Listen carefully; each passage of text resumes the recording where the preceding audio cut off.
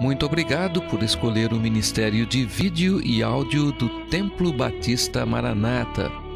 Depois de ouvir esta mensagem, visite o nosso site www.tbm.org.br.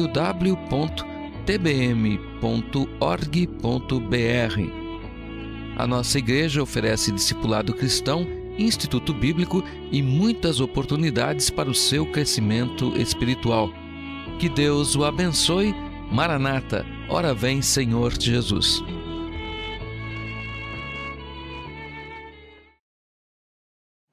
Versos 14 a 18.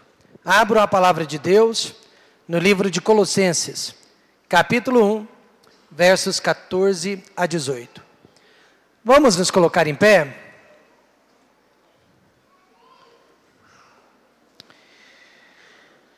Mais uma vez, Senhor Deus, pedimos que venha abençoar o restante deste culto, como o Senhor tem abençoado, meu Pai, até este presente momento.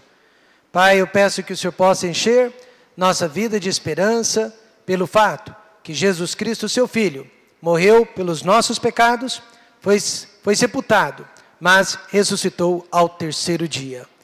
Que o Senhor possa, ó Pai, criar em nós um coração puro, renovar o nosso espírito, porque o nosso Deus vive. No nome de Jesus, amém. Versículo 14. Em quem temos a redenção pelo seu sangue, a saber, a remissão dos nossos pecados, o qual é imagem do Deus invisível, o primogênito de toda a criação, porque nele foram criadas todas as coisas que há nos céus e na terra, visíveis e invisíveis, sejam tronos, sejam dominações, sejam principados, sejam potestades. Tudo foi criado por Ele e para Ele. E Ele é antes de todas as coisas, e todas as coisas subsistem por Ele. E Ele é a cabeça do corpo da igreja, é o princípio e o primogênito dentre os mortos, para que em tudo tenha a preeminência. Eu quero falar sobre a preeminência de Jesus Cristo. Podem se assentar. Preeminência significa o lugar mais importante de uma vida, significa o lugar mais importante de uma decisão e, sem dúvida nenhuma, o lugar mais importante de um local. Será que Jesus Cristo é a pessoa mais importante de nossas vidas? Será que Ele tem sido a pessoa mais importante de nossas vidas? Será que Ele tem sido o centro de nossas atenções? Irmãos, se Jesus Cristo não for o centro da nossa vida agora, Ele o será um dia. Ou nós o aceitemos agora como centro, de livre e espontânea vontade, ou um dia seremos obrigados a isso. Paulo disse em Romanos 14, 11, porque está escrito, como eu vivo, diz o Senhor, que todo joelho se dobrará a mim, e toda língua confessará a Deus. Haverá um dia que, de livre e espontânea vontade, ou forçados, todos os seres humanos irão confessar que Jesus Cristo é o Senhor. Todos irão reconhecer que Ele é o verdadeiro Filho de Deus. Mas o crente verdadeiro, ele já reconhece o senhorio de Cristo agora. O crente verdadeiro, ele é o que eu chamo de fanático racional. Cuidado, há uma diferença entre o fanático emocional e o fanático racional. Mas nós somos fanáticos sim, porque fanático é aquela pessoa obcecada por alguma coisa, e o crente precisa ser obcecado pelo Senhor Jesus Cristo. Ele precisa vir antes de todas as nossas decisões, Ele precisa ser a fonte de toda a nossa força. Mas o nosso fanatismo é algo saudável, tanto para nós, como para aquelas pessoas que estão ao nosso redor. Aqui em Colossenses 1, versos 12 e 13, Paulo ensina que devemos ser agradecidos a Deus. nós devemos viver uma vida de gratidão a Deus.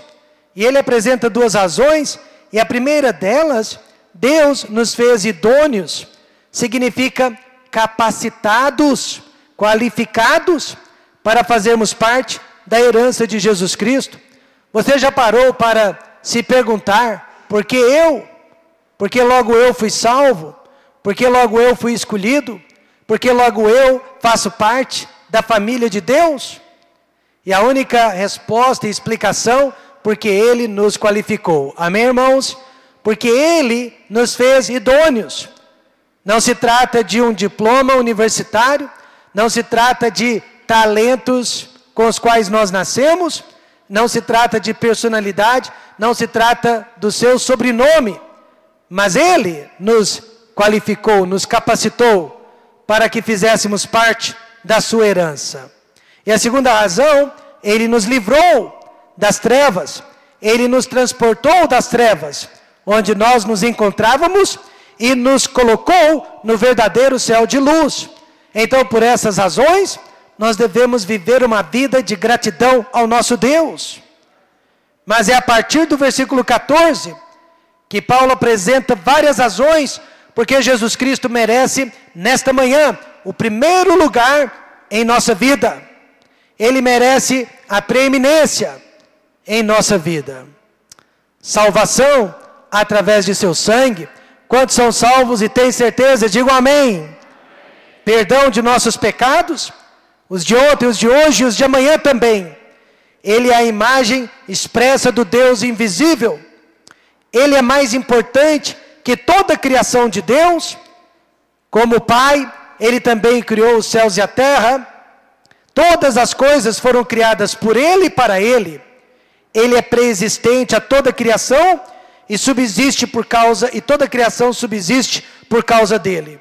Ele é a cabeça da igreja, e ele é o primogênito da ressurreição com um corpo glorificado. Então, por essas e outras razões, Paulo disse, ele merece o primeiro lugar em nossas vidas. E além dele, ninguém mais merece a preeminência. Infelizmente, há muitas pessoas e até atividades e coisas que estão ocupando o lugar de Jesus. Cônjuge, por mais que você ame a sua esposa ou seu esposo, ele não deve tomar o lugar de Jesus. Filhos, por mais que amemos os nossos filhos, não devem tomar o lugar de Jesus. Amigos, trabalho e muito menos lazer podem tomar o lugar de Jesus. E o que a palavra de Deus ensina sobre a preeminência de Cristo? Primeiro, só Jesus possui o direito do primeiro lugar. Nem sempre Jesus ocupa o primeiro lugar e às vezes ele está presente, mas no lugar errado.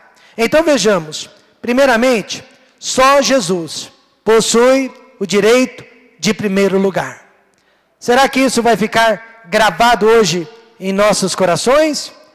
Apocalipse 5,19 diz, e cantavam um novo cântico, dizendo, digno és de tomar o livro e de abrir os seus selos.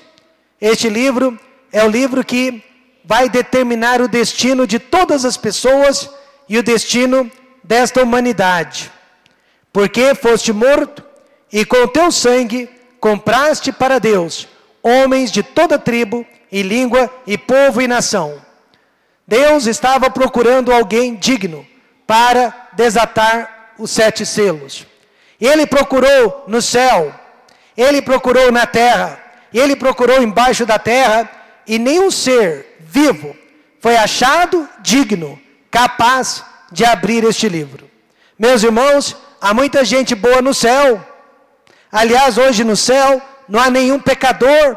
Todas as pessoas no céu são redimidas, são glorificadas.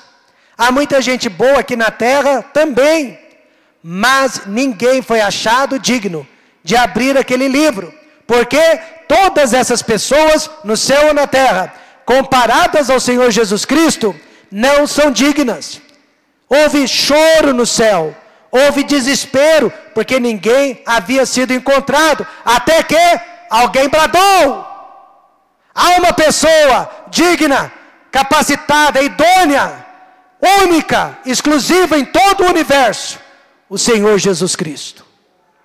Por isso, só Ele possui o direito do primeiro lugar. Há muitas pessoas tentando ocupar o primeiro lugar em sua vida. É o caso do patrão, que não reconhece a importância da igreja, não reconhece a importância do dia do Senhor, e quer obrigá-lo a trabalhar nos finais de semana. É o caso do namorado ou da namorada, que prefere passear, sair, viajar, ao invés de estar presente na casa de Deus no dia do Senhor. É o caso do marido, que não deixa a esposa servir a Deus. O que essas pessoas estão pensando? Elas estão pensando que são mais importantes que Jesus. Elas estão pensando que o seu coração pertence a elas e não a Jesus. Porém, estão enganadas. Só Jesus Cristo merece o primeiro lugar em nossas vidas. É o caso de parentes ou amigos que aparecem de última hora e nos impedem de vir à igreja. Isso acontece demais, principalmente nos finais de semana. Eu me lembro do pastor Daniel Johnson contando que quando ele era criança, eles nunca haviam perdido um culto sequer da igreja. A única vez, quando ele estava com muita febre, então a sua mãe ficou com ele em casa. Certo dia, seus parentes, que moravam no outro estado, numa outra cidade, chegaram de última hora. Chegaram faltando 30 minutos para que a família saísse para ir à igreja. Na hora que os parentes chegaram, pastor Daniel, que era criança, pensou: opa, hoje nós não vamos à igreja. Mas para sua surpresa e decepção, faltando 10 minutos, o pai dele convidou os parentes para ir à igreja. Os parentes disseram: não, nós não queremos ir. Então o pai dele disse: vocês podem ficar aqui nos esperando, mas eu e a minha família vamos para a casa do Senhor. E esse testemunho impactou a vida do pastor Daniel. E não é à toa que hoje ele é missionário aqui no Brasil, já criou 5 filhos, e os seus 5 filhos, todos eles, estão servindo a Deus e são obreiros de Deus de tempo integral. Algumas pessoas, algumas coisas, gostariam de ocupar o primeiro lugar em nossas vidas, mas só Jesus Cristo merece este lugar. Por quê? Primeiro, Paulo disse que Ele é o nosso Criador. Veja o versículo 16. Porque nele foram criadas todas as coisas que há nos céus e na terra, visíveis e invisíveis, sejam tronos, sejam dominações, sejam principados, sejam potestades, tudo foi criado por Ele e para Ele. E se esta razão ainda não é suficiente, veja o verso 14.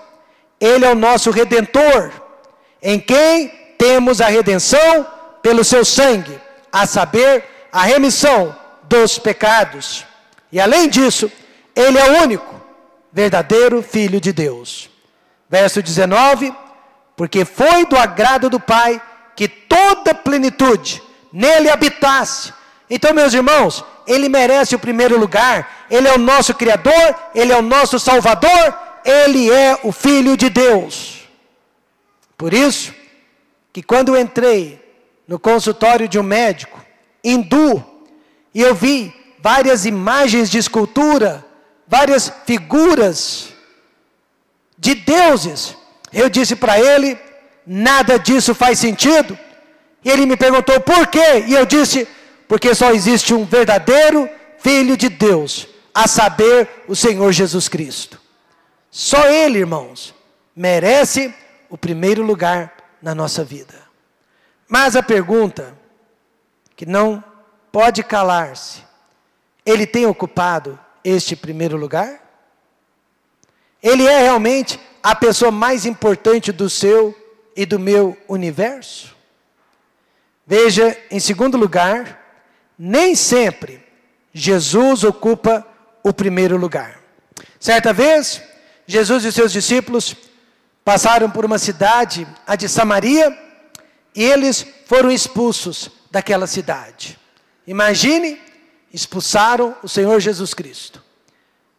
Tiago e João ficaram furiosos e, agindo na carne, eles queriam orar, chamar fogo do céu para que destruísse todos os habitantes de Samaria. Mas Jesus os repreendeu e disse: o Filho do Homem não veio para destruir as almas, mas para salvá-las. E sabe o que eles fizeram? Foram para outra aldeia. Preste atenção. Assim também, Jesus não vai me destruir, não vai te destruir. Ele não vai destruir ninguém nesta vida, porque não damos a Ele o primeiro lugar. Não permitimos que Ele seja o Senhor. Mas Ele não vai ficar perdendo tempo conosco. Ele não vai ficar insistindo conosco. Sabe o que Ele vai fazer? Ele irá procurar outras pessoas que realmente o desejam. E por mais difícil que esteja a vida cristã, ainda há muitas pessoas desejando Jesus. Ainda há muitas pessoas santas, ainda há muitas pessoas consagradas, ainda há muitas pessoas dedicadas, ainda há muitas pessoas que consideram Jesus Cristo o único e verdadeiro Deus de suas vidas. Ainda há muitas pessoas tementes a Deus. Mas é triste saber que o Espírito de Jesus não vai contender para sempre com o nosso espírito. E Ele nos deixa assim, em busca de outras pessoas que o amam e que o desejam. A Bíblia ensina sobre o livre arbítrio do ser humano. Ou seja, Deus não criou robôs, mas Ele tem nos dado, irmãos, o direito de escolha. E por detrás de toda escolha, consequências, responsabilidades. Foi Jesus quem disse: entrai pela porta estreita. Uma outra tradução diz: porfiai por entrar pela porta estreita, deixando claro que é minha escolha, minha responsabilidade, porque larga é a porta e espaçoso o caminho que conduz à perdição, e muitos são os que entram por ela, porque ela é a porta mais larga. Então veja, a escolha é pessoal, a escolha é nossa. Certa vez, alguém me disse: pastor, se a escolha é pessoal, e a maioria dos homens, até dentre os evangélicos, escolhe desprezar a Deus, então esse Deus deve ser um Deus muito frustrado. E para surpresa daquela pessoa, eu respondi, e ele é mesmo. Deus é um Deus que se frustra. A Bíblia diz que Ele se ira todos os dias. Ele se frustra todos os dias com as minhas e as suas decisões, com os meus e os seus pensamentos. Ele se frustra todos os dias com as nossas escolhas. E então eu citei para ela as palavras de Jesus: Jerusalém, Jerusalém, que matas os profetas e apedrejas os que te são enviados, quantas vezes quis eu ajuntar os teus filhos, como a galinha junta os seus pintos, debaixo das asas, e tu não quiseste. Você percebe a tristeza de Jesus? A frustração de Jesus? Porque o seu próprio povo não queria recebê-lo, não queria aceitá-lo, não queria segui-lo. Quem não quis? Jerusalém. E Jesus estava muito triste com isso. Eu garanto que nesta manhã, Ele se encontra triste com algumas decisões de nossa parte. Ele se encontra triste com algumas escolhas que temos feito, com algumas prioridades que estão invertidas na nossa vida. Quantas pessoas têm colocado trabalho à frente de Deus? Têm colocado lazer à frente de Deus? Quantas pessoas têm colocado até a família na frente de Deus? E ele se encontra frustrado com certas decisões. pessoas e lugares ocupam o lugar de Jesus. Mas o maior adversário de Jesus não é essas pessoas, não é esses lugares, é o nosso próprio eu. Hoje de manhã o pastor Fabiano falou dos nossos 3 maiores inimigos e únicos inimigos. Ele falou do mundo, ele falou de Satanás, e ele falou da nossa própria carne, do nosso eu. E o eu é o nosso maior adversário, é o nosso maior inimigo. Eu decidi vir à igreja nesta manhã, como eu teria decidido não vir à igreja esta manhã. Eu decidi ler a palavra de Deus durante a semana, como eu teria decidido não ler a palavra de Deus. Eu decido fazer parte de uma equipe de evangelismo, como eu decido não fazer parte de uma equipe de evangelismo. Eu decido amar as pessoas, como eu decido não me importar com elas. Eu decido ser uma pessoa boa, eu decido ser uma pessoa má. Eu decido como eu trato o meu próximo. Eu sou o meu maior inimigo. O maior adversário do Senhor Jesus Cristo, com certeza, sobre a face da terra, é o meu eu. Porque a maioria das decisões que eu faço, não é para agradar meus amigos, não é para agradar ao meu Deus, não é para agradar a minha igreja. A maioria das decisões que eu faço é para agradar a mim mesmo. Não se engane. A maioria das decisões que eu faço é para agradar a mim mesmo. Por isso, ninguém mais ocupa o lugar de Jesus Cristo mais que o nosso próprio eu. Por isso ele disse: se alguém quiser vir após mim, qual é o primeiro passo? Renuncie-se a si mesmo. Ele não disse renuncie os seus amigos, os seus pais, o seu cônjuge, os seus filhos, mas a mim mesmo. O que nós fazemos, na maioria das vezes, nós usamos as pessoas, mas no fundo do coração, nós estamos agradando a nós mesmos com as nossas decisões.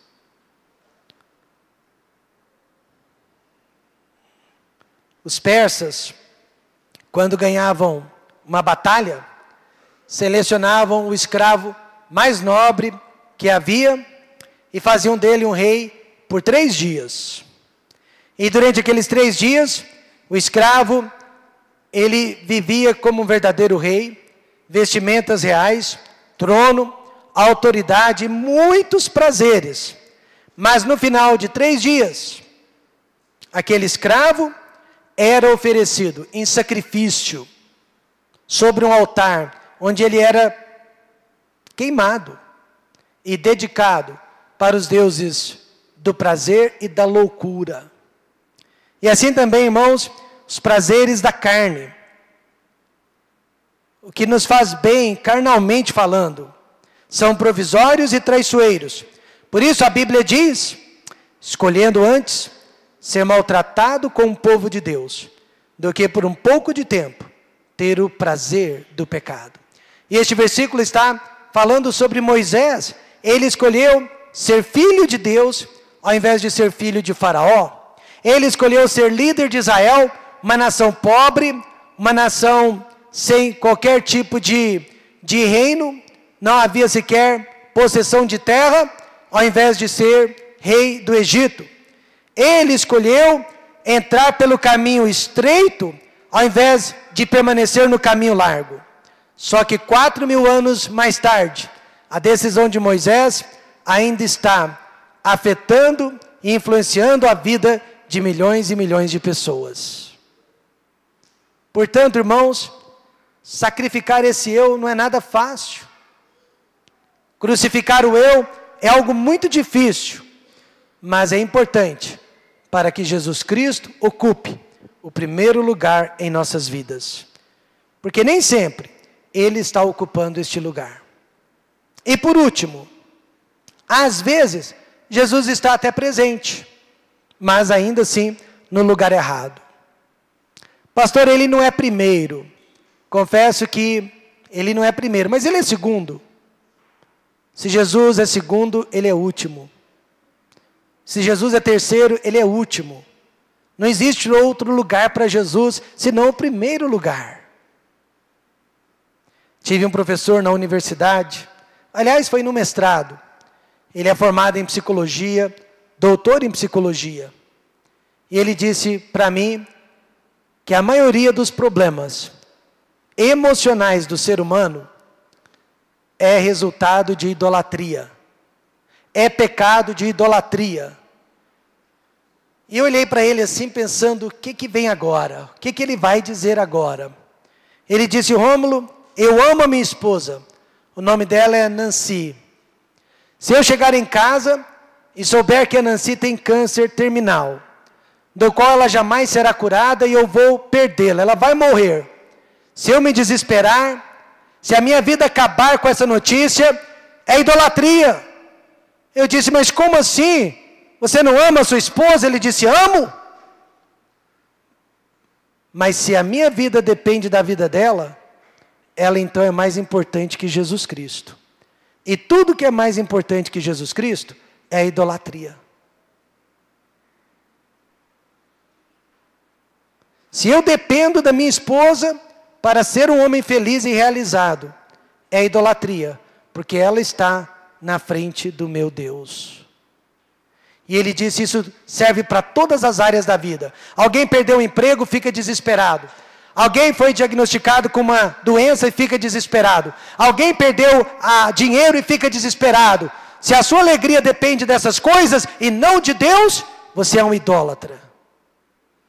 E por isso, você sofre por falta dessas coisas. Por isso Jesus, ele está presente, mas nem sempre no lugar certo. No início da igreja, as pessoas pagaram muito caro pela fé cristã. Hoje em dia quase ninguém aceita ser cobrado. Você ficou sabendo que 150 pessoas foram mortas na semana passada no Quênia, só porque são cristãs? Nem todas elas são salvos, eu não acho, mas eram cristãs, eram católicas ou eram evangélicas, e os muçulmanos, sabendo que eram cristãs, mataram aquelas pessoas, só deixaram sobreviver os muçulmanos. Você não vê indignação por parte da mídia, da imprensa, nem por parte dos governos, mas se alguém matar um homossexual, um único homossexual, é notícia no mundo inteiro. Se alguém matar um muçulmano, um único muçulmano, é notícia no mundo inteiro. 150 cristãos morreram, foram assassinados, e a gente não vê a indignação por parte deste mundo. Bem disse Paulo, que nós seríamos o espetáculo da terra. Mas poucas pessoas querem pagar o preço da fé cristã. Em outras palavras, Jesus é o meu Salvador, mas Ele não é o meu Senhor. Ele é um residente, mas Ele não é o presidente. Ele é um inquilino, e não o proprietário do meu coração. Jesus pode até ser proeminente, mas jamais preeminente. Ele pode até ocupar um lugar de destaque, mas jamais o primeiro lugar, pois o primeiro lugar é do eu, é do meu ego. Por que tanto desprezo assim? Por que tanta rejeição? Durante a Segunda Guerra Mundial, os pilotos japoneses, conhecidos como kamikaze, recebiam ordens do quartel-general para aterrissar os seus aviões como bombas explosivas sobre os navios inimigos. E eles não questionavam. Todos eles eram obedientes. E de imediato, quando recebiam a ordem, aterrissavam seus aviões dentro dos navios inimigos, morrendo, mas também matando muitos inimigos com eles. Eles acreditavam que com isso seriam recompensados na vida vindoura. Eles seriam reconhecidos. No entanto, quando Jesus dá uma ordem, nós dizemos, agora não é comigo. Eu tenho outros planos, Mande outras pessoas no meu lugar. Mas ao invés disso, se ele ocupa o primeiro lugar, deveríamos dizer: eis-me aqui, envia-me a mim. Um ateu recentemente estava tentando testificar para ele. É difícil testificar para ateu, né? Ele me disse que não acreditava em Deus algum. Deus é a natureza. Ao mesmo tempo, ele me disse que não consegue passar um dia sem ingerir cerveja. Ele toma no mínimo de 3 a 4 latinhas todos os dias de cerveja. Então sabe o que eu disse? Ele não é ateu coisa nenhuma. Ele tem um Deus sim, sem o qual ele não consegue viver e do qual ele depende para ser feliz. Eu repito, Deus é aquela pessoa ou aquela coisa sem a qual você não pode viver e da qual você depende para ser feliz. No caso do ateu, a cerveja. Mas no meu caso e no seu caso, eu espero o Senhor Jesus Cristo. Ele não era ateu coisa nenhuma. Só não acredita no verdadeiro Deus. Você e eu dependemos de Cristo para sermos felizes.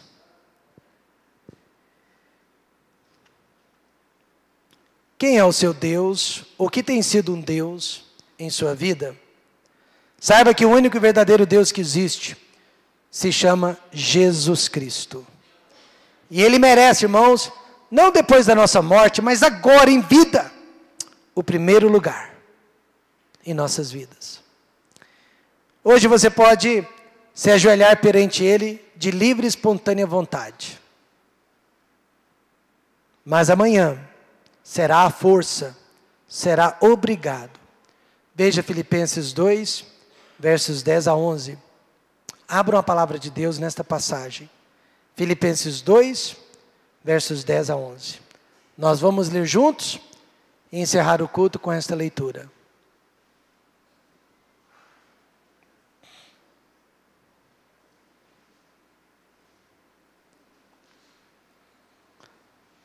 Se você localizou Filipenses 2, 10 a 11, se coloque em pé, por favor.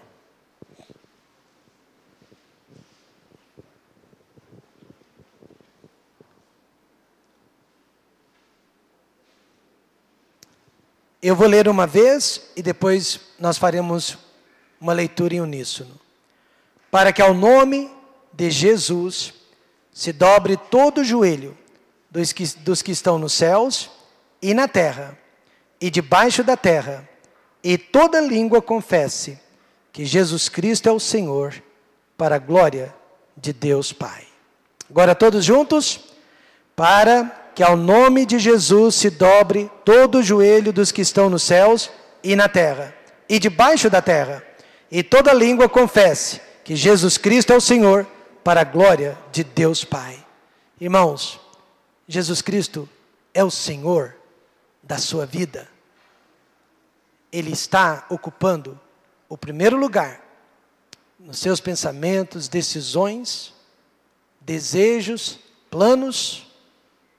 Ou você tem dado este lugar para outras pessoas ou para outras coisas? Eu sempre digo e sempre disse, a maior segurança de uma esposa é o marido cujo Deus é o Senhor. E a maior segurança de uma esposa ou de um esposo é a esposa cujo Deus é o Senhor. Se o teu marido colocou Deus em primeiro lugar, pode ficar segura. Se a sua esposa colocou Deus em primeiro lugar, pode sentir-se seguro. Se seus pais colocaram Deus em primeiro lugar, sinta-se seguro. Se seus filhos colocaram Deus em primeiro lugar, sintam-se seguros. E eu digo para os pastores, que somos nós, desta igreja, se os nossos irmãos colocarem Deus em primeiro lugar, podemos também nos sentir seguros. Dê a Ele o primeiro lugar. Chega de classificá-lo em segundo, terceiro, quarto lugar, porque se não for o primeiro lugar, outro lugar para ele não serve. Oremos.